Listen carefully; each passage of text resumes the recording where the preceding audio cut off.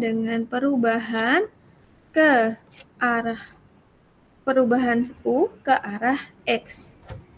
Dan shear strain maksudnya itu adalah bisa kita tuliskan jadi epsilon XY. Maaf. Epsilon XY atau menandakan bahwa dia adalah atau komponen yang berbeda, maka ini adalah shear gitu ya. Shear strain maupun nanti kalau kita ingat-ingat lagi sigma gitu ya. Sigma XY berarti adalah normal shear stress.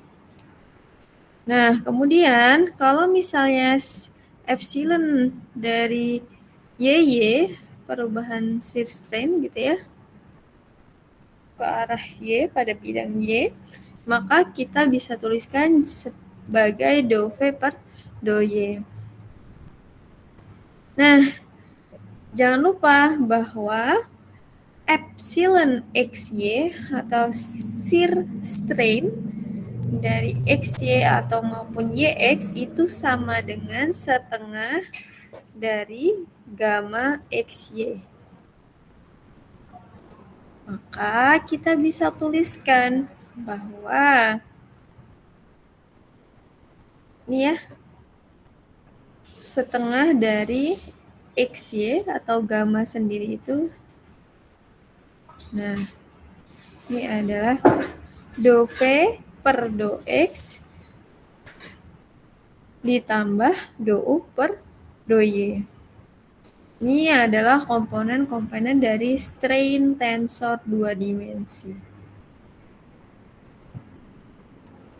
Jadi diagonalnya adalah normal strain, kemudian yang atas sudut sini sama sini itu adalah shear strain.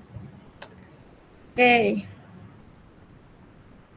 Kita ingat lagi gitu ya, kemarin juga kita sudah sekilas terkait strain tensor 3 dimensi, maka komponen matriksnya ada 3 baris dan 3 kolom. Ini barisnya ya, 1, 2, 3, kolomnya 1, 2, dan 3. 3 dikali 3. Teman-teman substitusikan saja. Ketika epsilon XY, maka kalau kita ubah menjadi nilai setengah gamma XY, itu sama dengan yang ini. Kemudian shear strain dari bidang XZ itu sama dengan setengah gamma XZ, yaitu setengah dari dou U per dou Z ditambah dou W per dou X. Jangan lupa ya, U, V, W ini sama X, Y, Z. Jadi kalau ada lagi I, J, K, nah ini adalah vektor gitu ya, arah vektor. Nah, selanjutnya di kolom-kolom selanjutnya teman-teman bisa substitusikan nilai setengah gamma dari shear strain-nya untuk benda 3 dimensi. Nah, ini sama ya. Oke. Kemudian kita akan mengetahui gitu ya, bentuk-bentuk deformasi pada elemen yang berbentuk segi 4 itu seperti apa. Contoh yang pertama, ini adalah benda atau segi 4 persegi panjang gitu ya, yang tidak terdeformasi atau undeformed element. Kemudian ketika benda ini terputar, ya,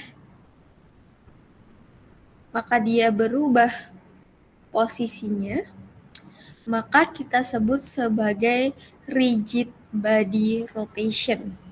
Jadi hanya perputaran. Dia tidak mengalami perubahan dimensi. Dia hanya mengalami perputaran benda. Oke, kemudian ketika benda ini terkena gaya contraction atau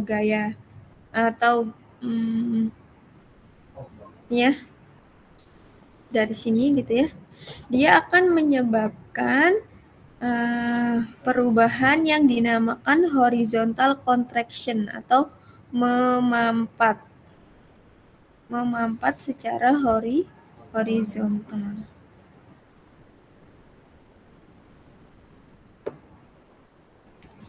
Dia tensile ya gayanya.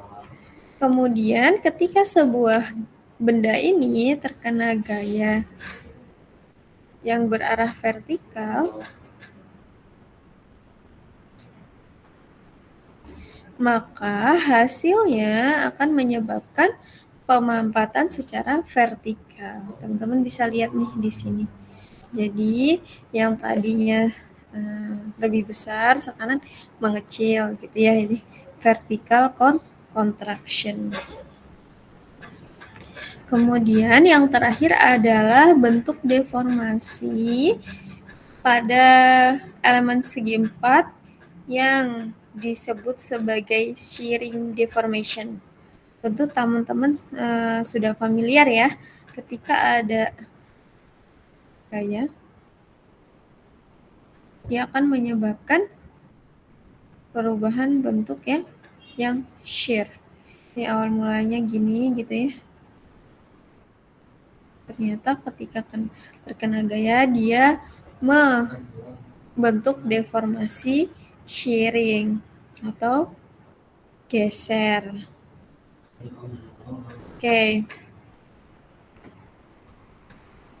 Strain pada benda atau elemen 2 dimensi dengan beban satu arah atau arahnya ini sumbu X. Ini contohnya ya. Awal mula benda kita itu yang garis putus atau kita gambar lagi sebagai garis biru ini ya. Sorry, kita bisa buat persegi dari sini. Nah, nih awal mula benda kita, benda mula-mula.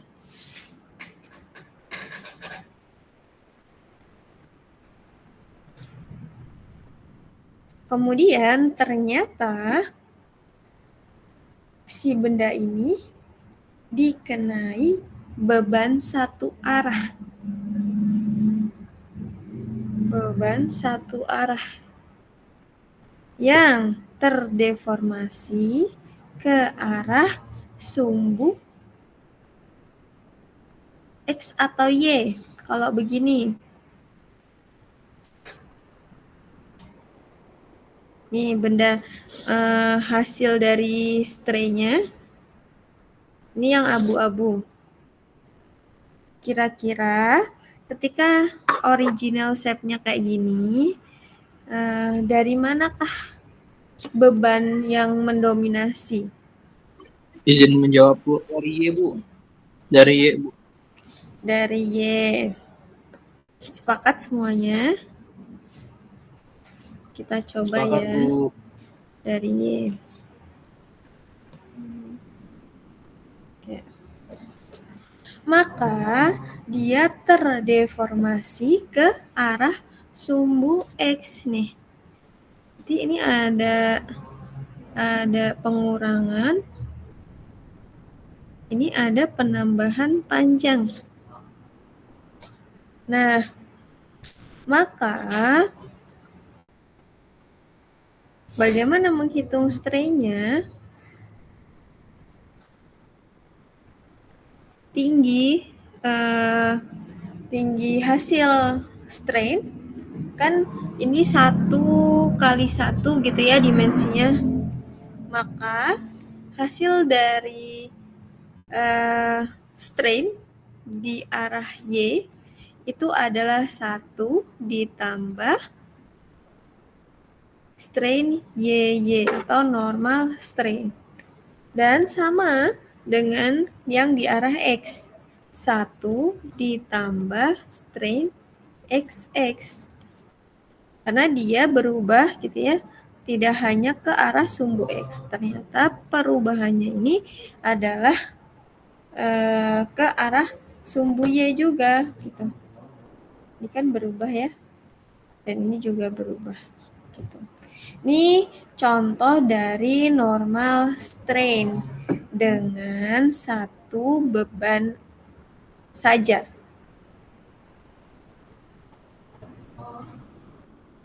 Kita lanjut ya.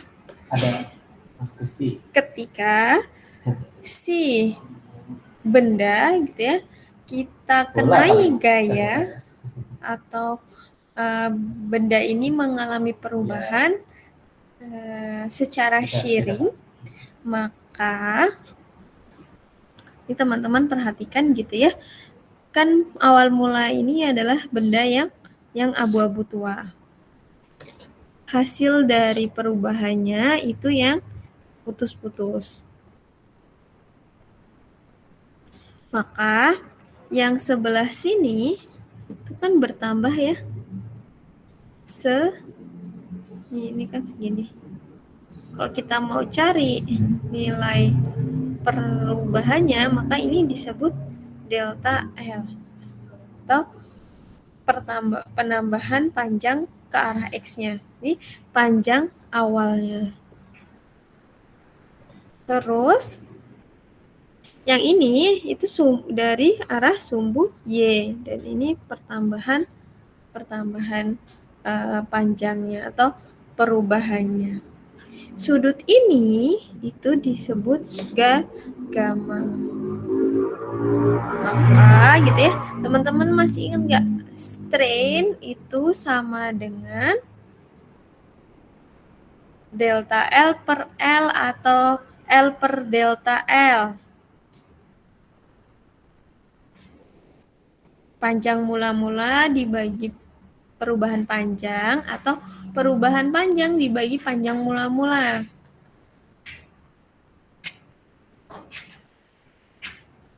Perubahan panjang dibagi panjang mula-mula, Bu. Perubahan panjang dibagi panjang mula-mula. Berarti yang ini delta, gini benar nggak teman-teman? Misal ini atau kita sebut delta L. Delta L per LX. Benar atau salah? Ya, ingat-ingat.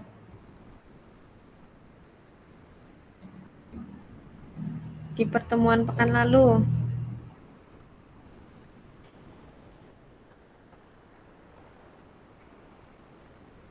Masih ingat nggak? Delta L per LX, Bu.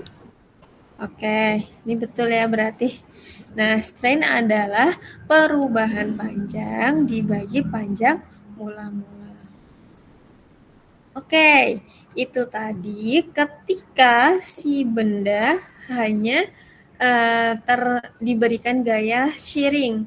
Kemudian ketika benda ini punya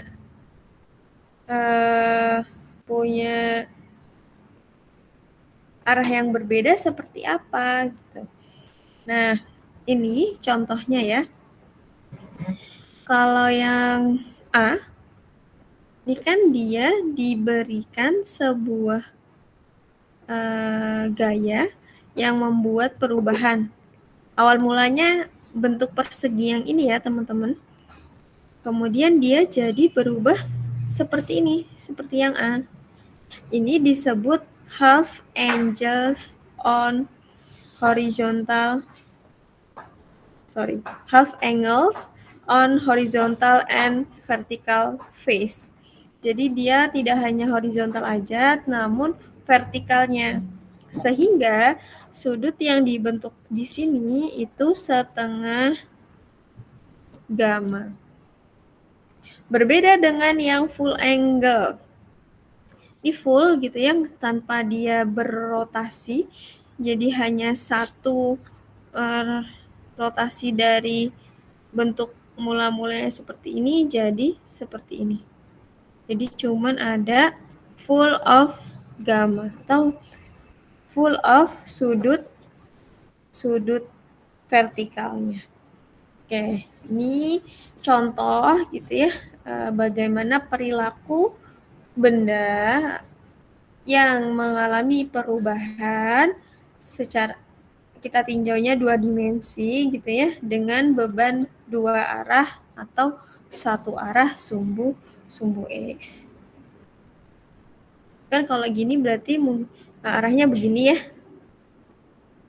Kira-kira kalau yang gini arahnya gimana teman-teman? Kira-kira gini nggak?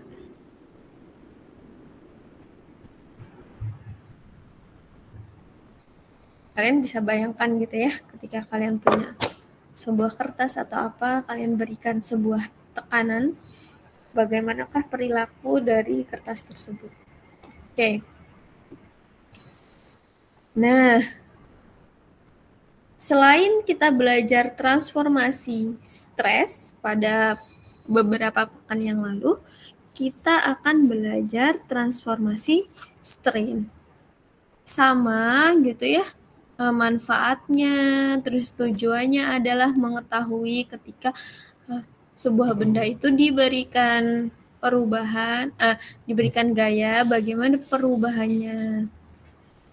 Ketika ada perubahan, terus kita berikan sebuah rotasi atau kita ubah sudutnya dan sebagainya, bagaimana perpindahan dari perubahan tersebut atau perpindahan dari strain.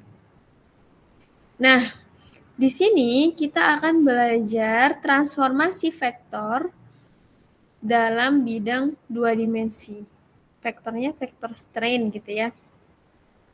Awal mula strain yang kita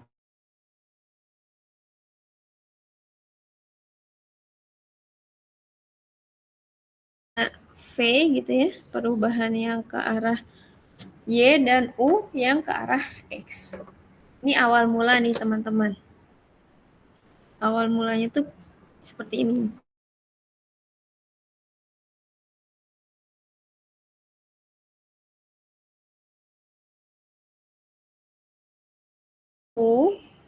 Kita rotasikan si strain ini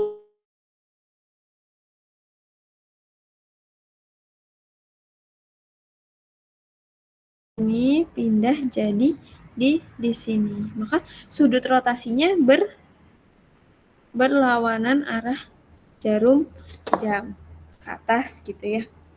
Maka U aksenya kita dapat di sini. Kemudian V-nya di mana V-nya? V aksenya. Maka V aksenya di sini. Nah, jadi Y aksen. Nih, mutar. Oke, sampai sini bisa dimengerti gitu ya. Nah, hubungan dari koordinat awal ke koordinat yang setelah berubah itu seperti ini.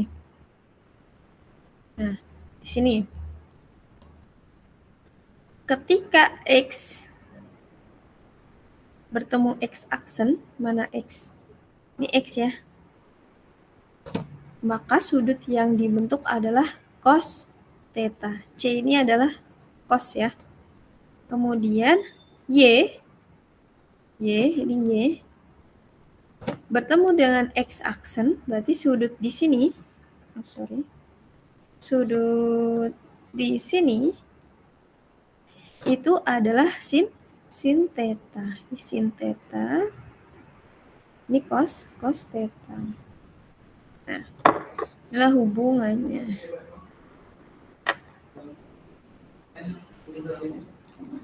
Ini sebuah hint gitu ya untuk teman-teman membantu teman-teman untuk mengubah strain pada posisi awal ke posisi selanjutnya. Gimana nih kita tahu bahwa displacement atau perubahan dari U aksen U aksen tadi adalah koordinat kedua gitu ya, kita sebutnya koordinat kedua. Dan V aksen itu didapat dari nilai U. U aksen itu akan sama dengan U cos theta ditambah V sin theta. Coba teman-teman lihat. U aksen adalah U kali cos theta ditambah V dikali sin theta. Nih, benar ya? Nih. Kemudian V aksennya seperti apa? V aksen ada di sini V aksen. V aksen itu minus U sin theta minus U sin theta ditambah V cos theta. Kan sama aja seperti ini ya teman-teman. Nah, gitu. Makanya minus U sin theta ditambah V cos theta. Kalau kita tuliskan dalam bentuk matriks, maka matriks U aksen V aksen sama dengan cos theta sin theta min sin theta cos theta di dalam matriks dikalikan U. Ya, kan masih ingat ya teman-teman kalau misalnya penjumlahan ini kan ini kali ini ditambah ini dikali ini gitu ya.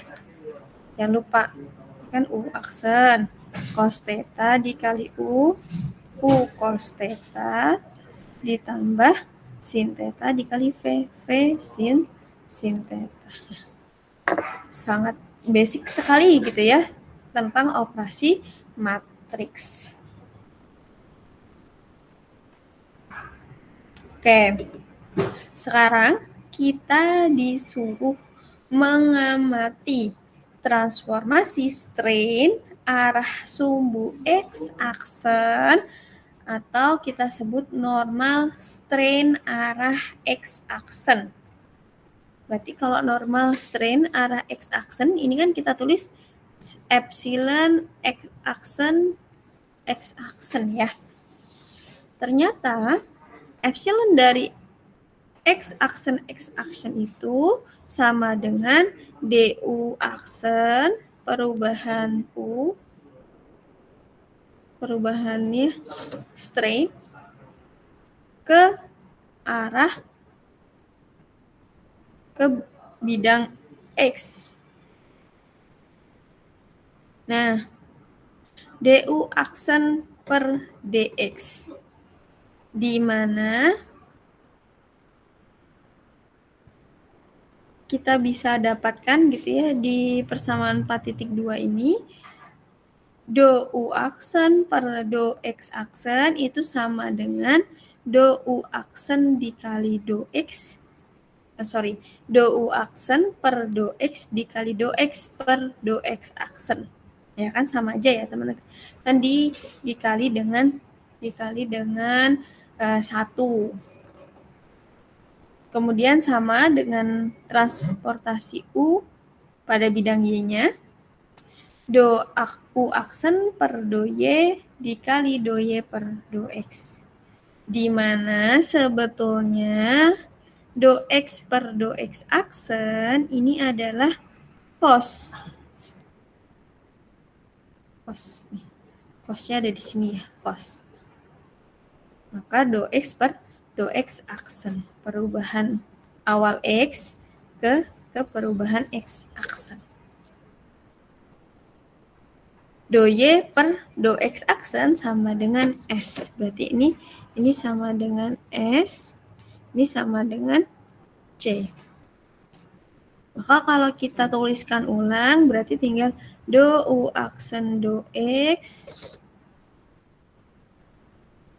Kita pindah ruas ya ini.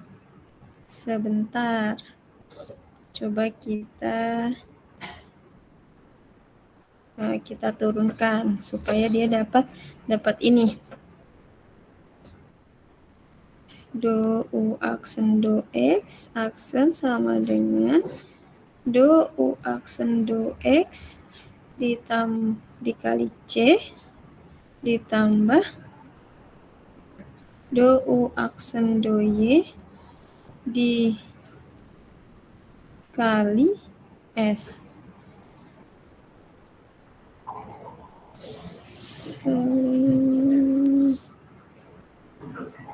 Oke. Ya, di sini U aksen maka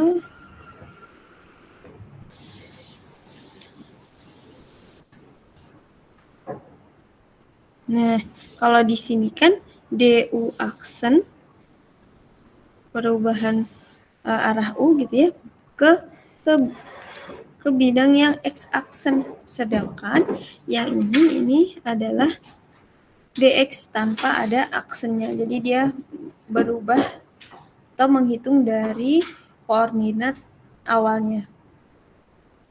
Oke.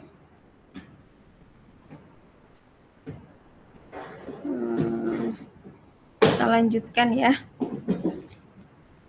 Nah, ini gitu ya.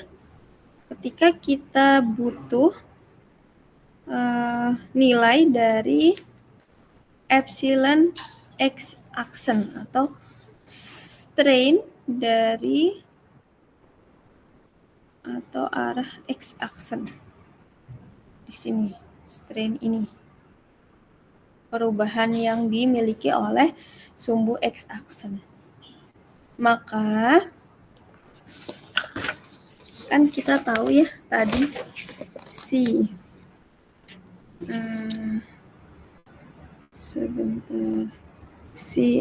U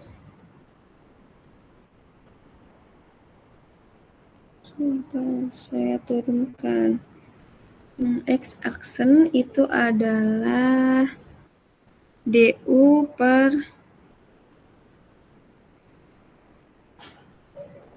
ya ini kan ditulis lagi ya, cosnya jadi C ini jadi cos, sin ini jadi S gitu ya, dari sini. Kemudian kita tahu teman-teman do U aksen per do X kan, do U aksen per do X. Kita bisa tulis dia sebagai do per do X. Oh sorry ya betul, dikali U cos theta ditambah U ya, nilai U tadi adalah U cos theta plus V sin theta. Atau kita bisa tuliskan adalah do U per do X dari cos theta ditambah do V per do X dari sin theta. Gini ya. Nah, ini teman-teman maksudnya dari do U aksen X. Maka turunan dari cos theta plus sin theta adalah sebentar. Oke. Ini adalah sama dengan epsilon dari X, Y. Kalau yang ini yang kemarin gitu ya, kalau masih ingat, do U per do X adalah epsilon XX gitu. Jangan bingung ya, kalau XX atau ditulisnya X aja. Oke, maka turunan dari atau kita bisa tulis sebagai X cos theta ditambah epsilon XY sin theta. Kita tulis di sini. Kemudian dikalikan dengan cos C ya, cos theta. Begitupun yang do U aksen per do Y, teman-teman turunkan terhadap Y. Maka kita dapat epsilon XY cos theta ditambah epsilon Y sin theta dikali sin theta. Kita selesaikan gitu ya. Epsilon X cos theta dikali cos theta. Maka kita dapat epsilon X cos 2 cos kuadrat theta ditambah epsilon YX sin theta cos theta dan seterusnya. Maka antara ini kan sama ya teman-teman. Sebentar. Ini kita bisa ubah jadi setengah sin 2 theta. Maka kita ubah nih di sini. Setengah sin 2 theta ini dijumlah jadi 1. Maka dapat epsilon X Y sin 2 theta. Kemudian cos kuadrat theta itu bentuk lainnya adalah 1 plus cos 2 theta. Sehingga kita sederhanakan lagi, kita dapat rumus dari strain di koordinat X aksen atau koordinat tertransformasi itu adalah ini teman-teman. Atau kita bisa tulis ini. Ini bedanya adalah epsilonnya jadi setengah gamma. Oke, sampai sini ada yang ingin ditanyakan?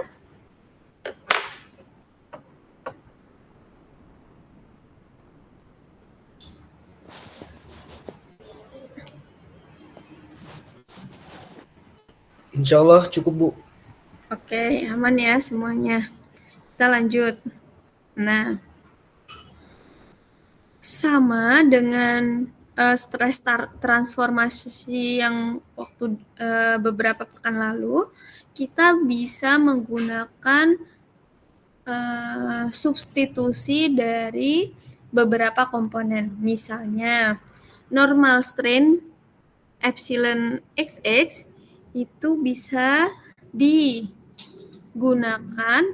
untuk semua normal stress epsilon normal sigma XX. Dan begitu juga dengan normal strain YY itu juga bisa digunakan atau dari stress ke strain. Kemudian ketika half of the plane shear strain, tadi ya yang kita gesernya 2 arah tekanan, terus dia ternyata membentuk membentuk sudut sehingga kita punya gamma per 2.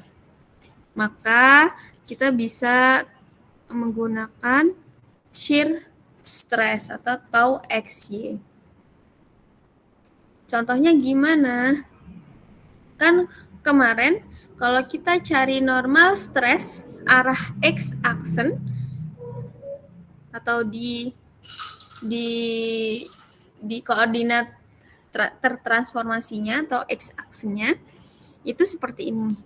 Maka kita bisa ubah dia menjadi strain X aksen dengan mengubah komponen-komponennya.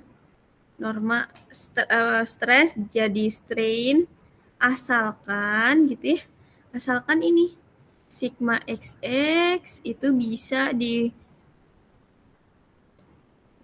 menggunakan epsilon XX. Terus YY juga berlaku ke semua epsilon YY. Dengan sama juga dengan shear stressnya. Ini adalah rumus untuk mendapatkan normal stres pada arah tertransformasi atau normal strain pada arah X tertransformasi. Oke.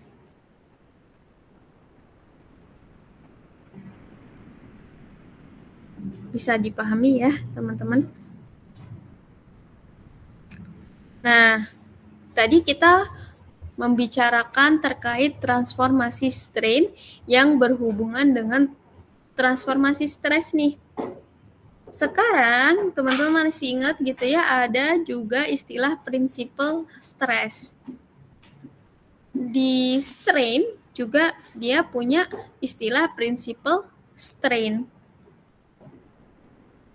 Prinsipal normal strain, nih yang pertama, merupakan maksimum dan minimum perubahan atau maksimum dan minimum strain yang membuat sebuah elemen itu elongate atau memanjang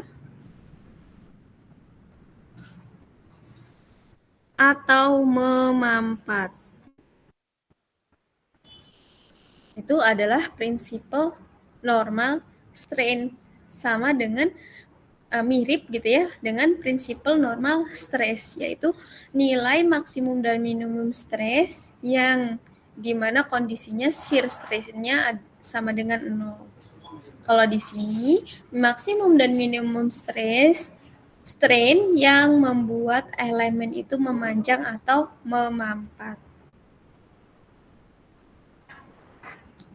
Oke.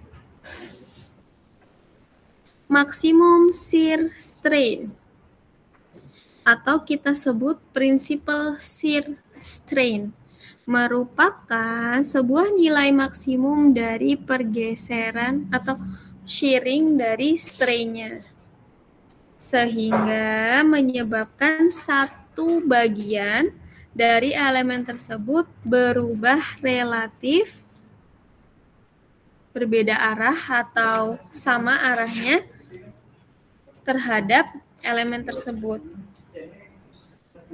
Itu ya. Pada intinya, maksimum shear strain adalah nilai maksimum shearing atau nilai maksimum pergeseran strain yang membuat elemen itu terdeformasi atau berubah. Oke. Itu adalah principal strain. Sama gitu ya kalau teman-teman lihat dari rumus principal stress pada bidang 2 dimensi, ini sekarang principal strain pada bidang 2 dimensi. Kita bisa dapat gitu ya, epsilon xx plus epsilon yy per 2 ditambah atau dikurang plus minus akar epsilon xx min epsilon yy per 2 kuadrat ditambah gamma xy per 2 kuadrat. Kemudian sudut ini tan 2 theta principal stress, berarti ini principal strain, ini adalah sudut principal strain. Itu dihitung dari gamma xy per epsilon xx minus epsilon yy. Itu pada bidang 2 dimensi. Masih lanjut.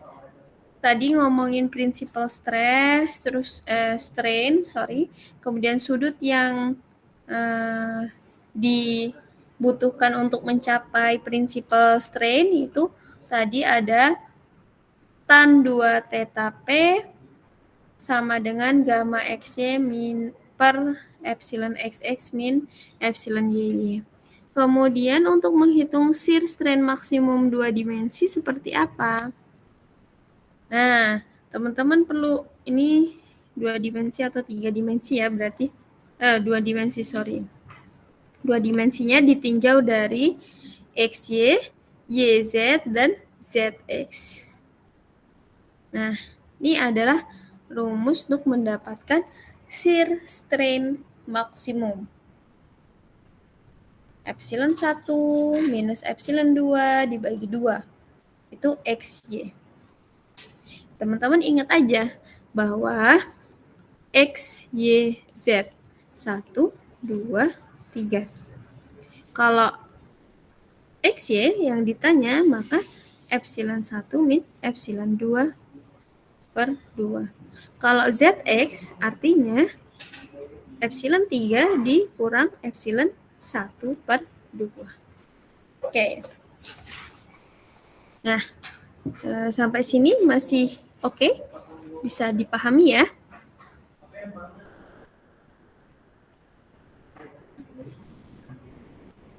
Oke. Kita tinjau ke analisis volume. Kalau kita ngomongin analisis volume, berarti kita lagi ngomongin benda tiga dimensi. Nah, gimana sih sebenarnya perubahan atau strain yang dialami oleh benda 3 dimensi? Teman-teman, kita pahami dulu ya perubahan pada bidang ini. Kira-kira posisi awal yang putus-putus atau yang garis tegas? Coba yang ini atau yang ini teman-teman, yang putus-putus. Posisi awal benda ini.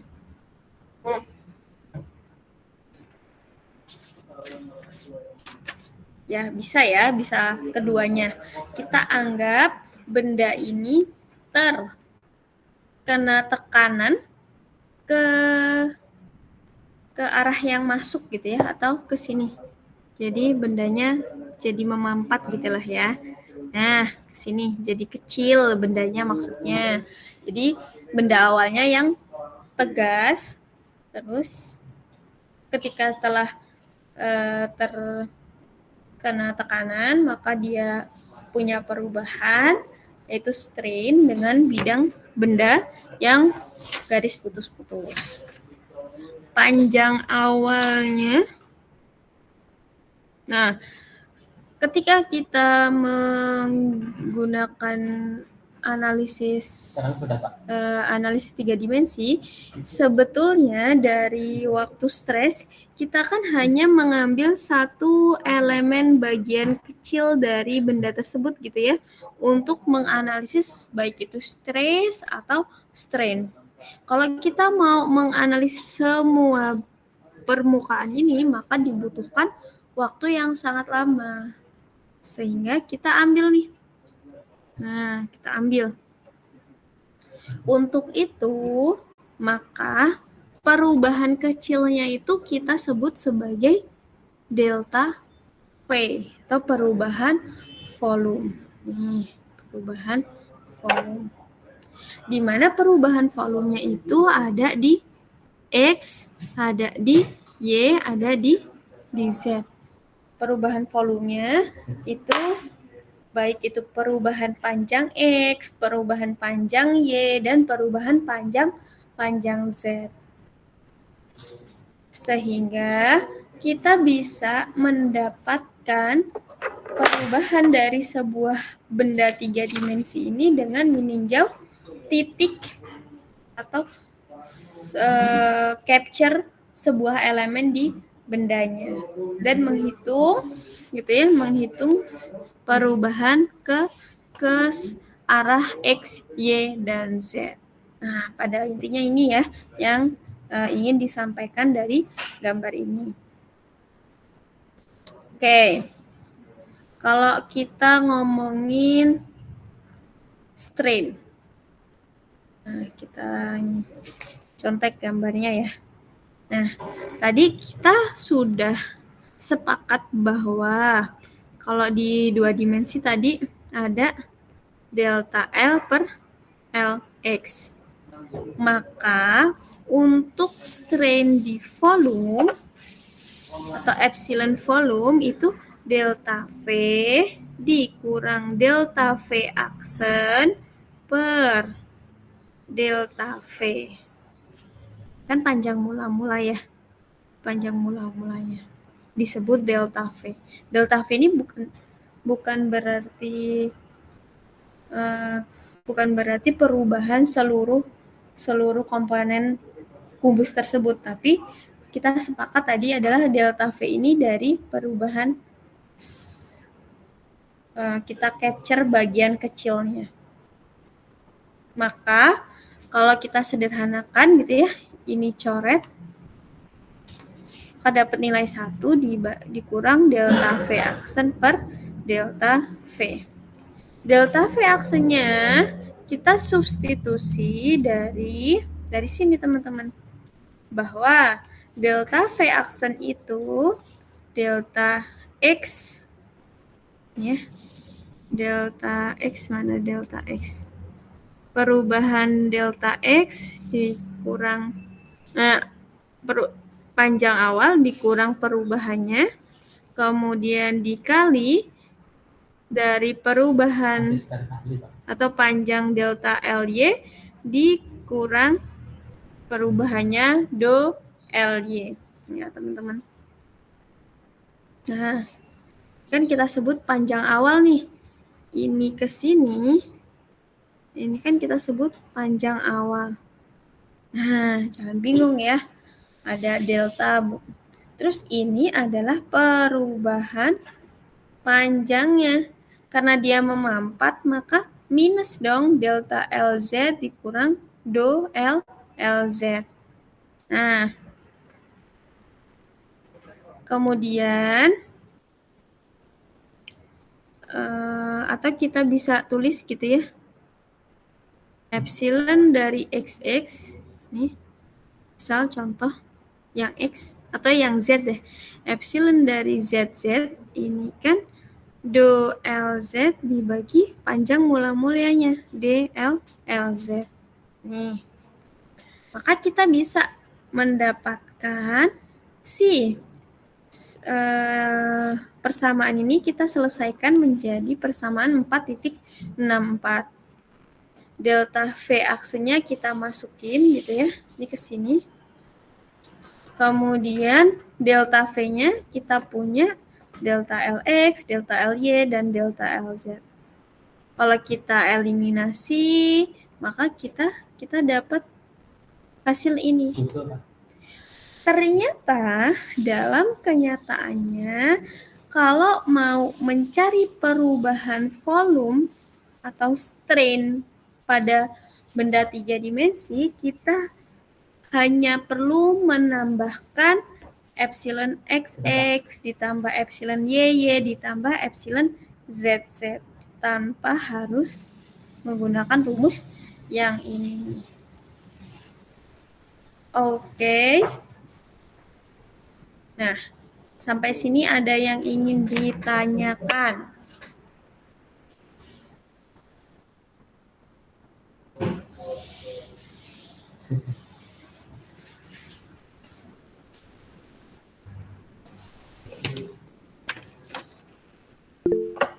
Silakan Latif. Izin bertanya Bu, berarti itu yang tadi delta V absen, berarti itu kita nyari volume yang dimampatkan itu ya Bu? Betul, kita nyari perubahan volume atau strain dari benda yang termampatkan. Yang ini keseluruhan. Sip. Ada lagi? Nah, teman-teman, harapannya teman-teman mampu gitu ya untuk mengerjakan soal UTS dengan baik. Karena seluruhnya gitu ya sudah diterangkan atau harapannya teman-teman memahami apa yang disampaikan oleh dosen. Sampai materi terakhir atau materi hari ini. Nah, hari ini materi kita sampai di volumetric strain. Oke? Nah, mungkin kalau tidak ada diskusi, bisa kita akhiri pertemuan hari ini ya, berarti. Sebentar. Oke. Maaf Bu, boleh bertanya? Silakan. Nanti saat UTS itu kira-kira ada kisi-kisi nggak Bu tentang soal? Kisi-kisinya tidak ada, namun yang perlu kalian ketahui adalah kalian harus belajar gitu ya, tentunya dari pertemuan pertama sampai pertemuan ke-7. Terus di UTS-nya ada 2 tipe soal. Tipe soal A dan tipe soal B. Masing-masing tipe soal itu berbeda. Dan perlu kalian tahu bahwa saya tidak mentoleransi bentuk kecurangan apapun. Oke? Sedikit apapun. Jadi teman-teman tahu ketika teman-teman berbuat yang tidak baik atau curang gitu ya, teman-teman tahu konsekuensinya. Nilai UTS kalian tidak akan dimasukkan. Artinya ketika nilai UTS atau UAS kalian tidak diperhitungkan, maka otomatis kalian nilainya E atau mengulang gitu ya konsekuensinya. Oke, itu yang perlu kalian ingat. Kemudian mungkin saya beri sedikit gambaran petunjuk ujian gitu ya. Peserta wajib hadir maksimal 10 menit sebelum ujian dimulai.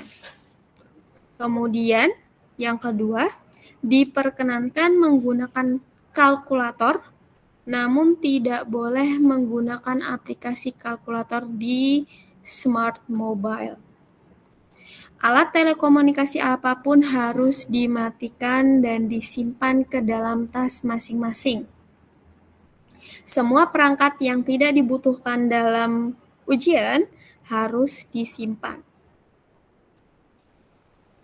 Kemudian, teman-teman harus perhatikan saat mengisi identitas. Karena identitas itu sangat krusial ya. Contoh misal kuis kemarin. Kuis kemarin ada yang mengisi NIM di sebagai nama sebagai NIM. Ketika kita input nilai, maka otomatis nilai teman-teman itu jadi error karena tidak terdeteksi oleh sistem. Kemudian, teman-teman bisa menggunakan pensil 2B atau pena. Jika menghapus jawaban, boleh menggunakan tip X.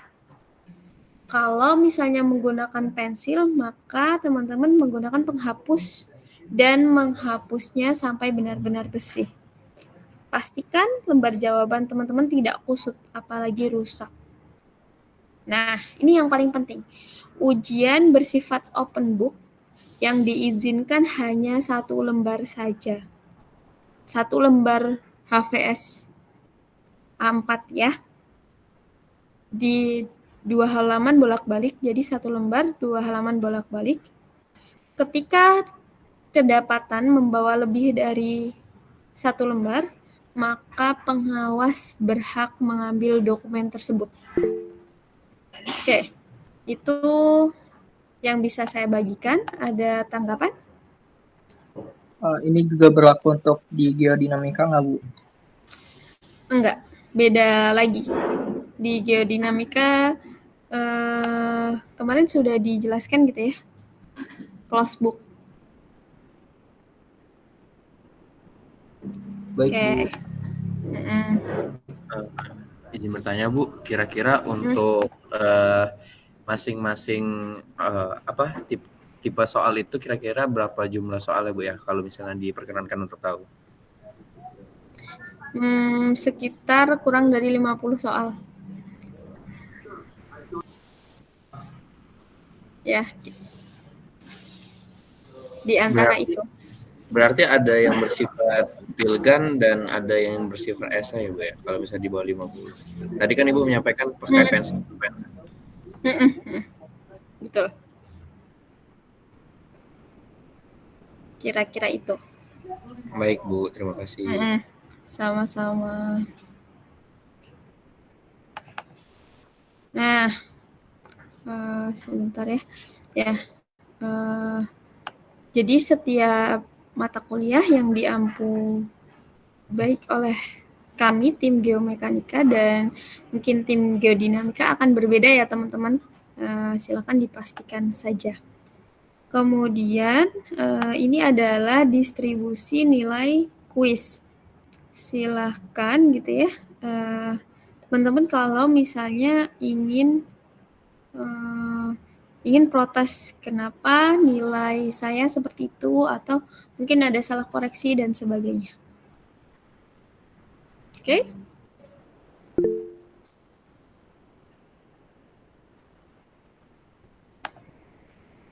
Kemudian ada yang raise hand.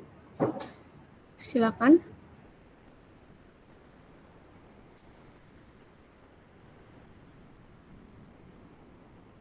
Siapa yang raise hand? Oke. Nah, ini transparansi dari absensi ya. Kita absen di sini. Oke, Dima.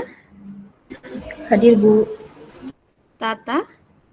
Hadir, Bu. Anjarila.